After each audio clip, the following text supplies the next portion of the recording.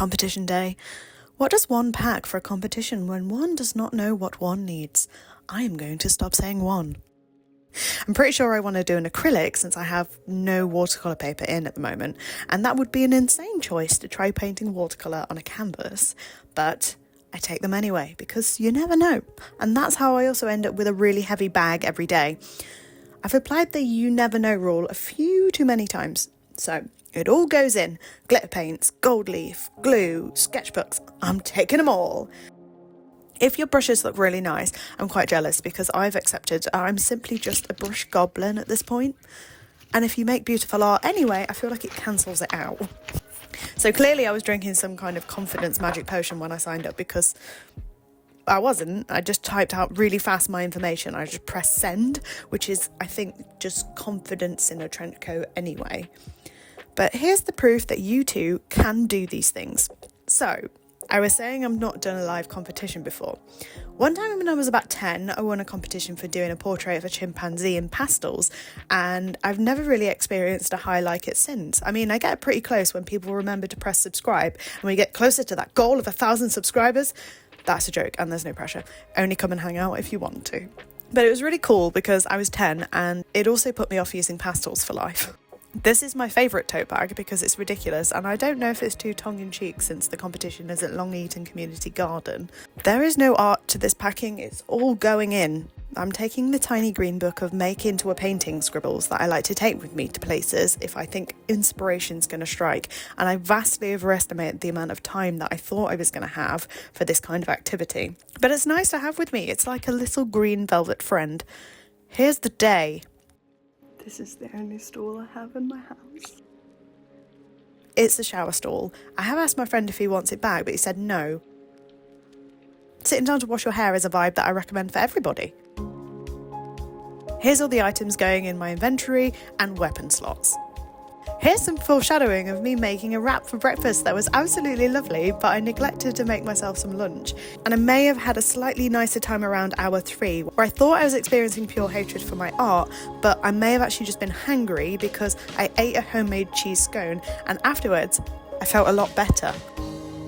I have decided to bring 2, in case I mess one up so horribly, and I can't do anything about it.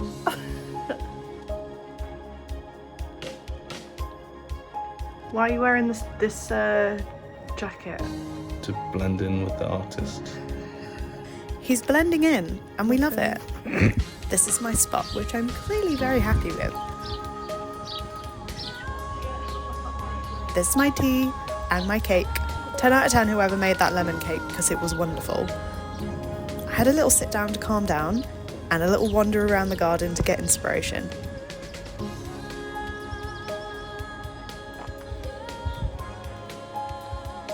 Stared at this pigeon. Started to set up. I was feeling pretty excited at this point. I spotted some tiny wildlife that I knew I wanted to feature some of in my final piece.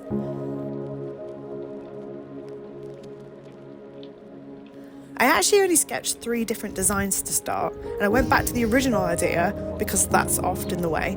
Keep it simple, stupid. The first flower I saw on the way in, it was this bright pink and purple foxglove. I did have to set up in the middle of a path, so apologies there, but it had to be done. The first idea was framing the entire wand of the flower, but I chose a closer up one because I wanted to feature this wonderful bee. Standing back always helps me to get my head out of things, as does eating cake. Shortly after this, one of the judges told me that foxgloves are poisonous, so I started eating my cake with the other hand. But it's good to have a fallen flower for reference.